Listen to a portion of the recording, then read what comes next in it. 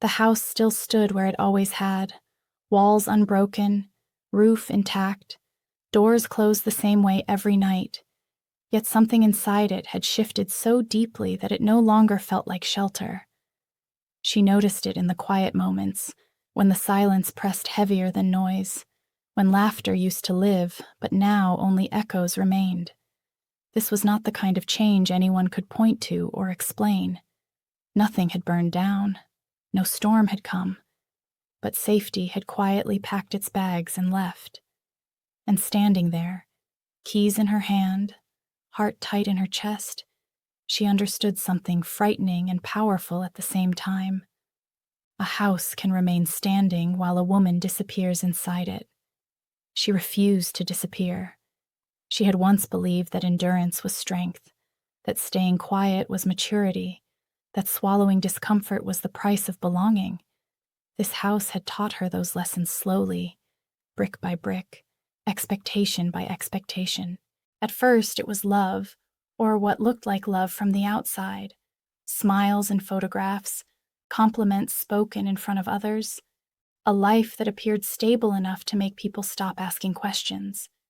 But inside the walls, the air felt thinner each year. Conversations became careful. Dreams were labeled unrealistic.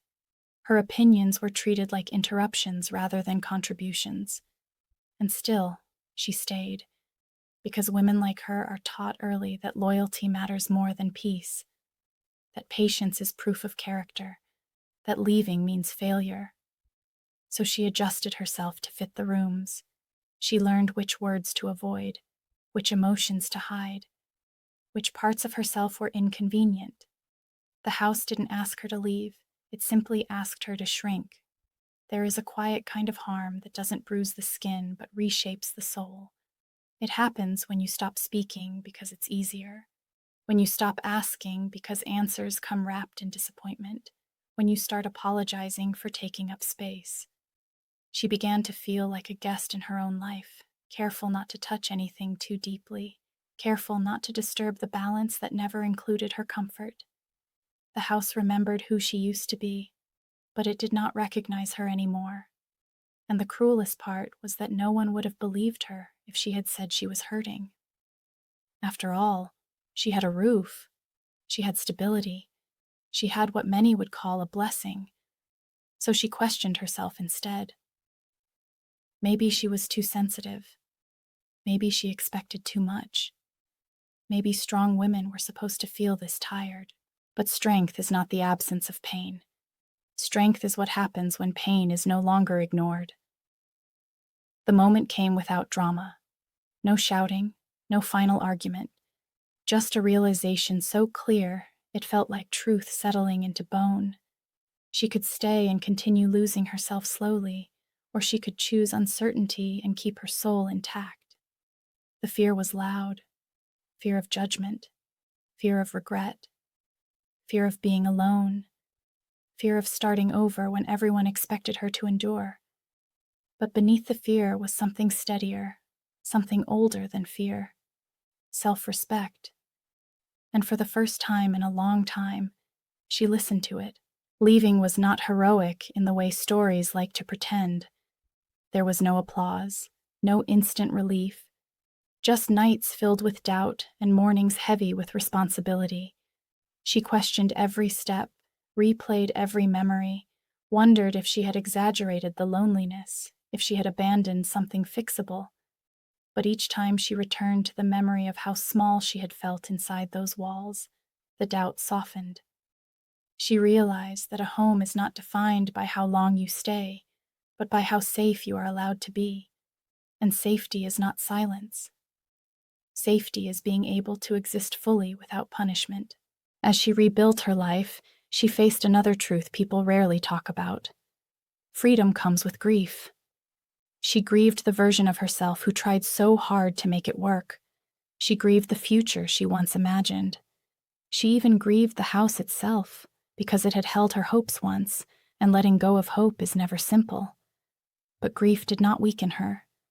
It sharpened her. It taught her the cost of ignoring intuition. It taught her that self-betrayal is far more exhausting than loneliness, And slowly, day by day, she began to feel something unfamiliar yet comforting. Peace. Not the loud kind, the quiet kind that lets you breathe without permission. People ask questions, as they always do. Why didn't you try harder? Why couldn't you compromise? Why couldn't you be more patient? She learned that explanations are often wasted on those who benefit from your silence. She stopped defending her decision. She stopped performing resilience for comfort. She allowed herself to be misunderstood because being understood had never protected her anyway. And in that choice, she discovered a new kind of bravery. The bravery to disappoint others in order to remain loyal to herself. She built a new sense of home from small things. Morning light that felt welcoming instead of heavy. Conversations where her voice was not measured. Decisions made without fear of reaction. A mirror that reflected a woman slowly returning to herself. The house that no longer felt like home had taught her something vital. Belonging should never require self-erasure. Love should not feel like a test you are constantly failing. And endurance without dignity is not strength, it is survival. This story is not about a woman who was rescued. It is about a woman who recognized her worth and acted on it even when it terrified her. She did not wait for permission. She did not wait for validation. She chose herself in a world that had trained her not to. And that choice changed everything. Not because her life became perfect, but because it became honest. The house she left behind still stands, but it no longer holds her identity. She carries her home within her now, built from boundaries, self-trust, and the courage to walk away from anything that demands she disappear.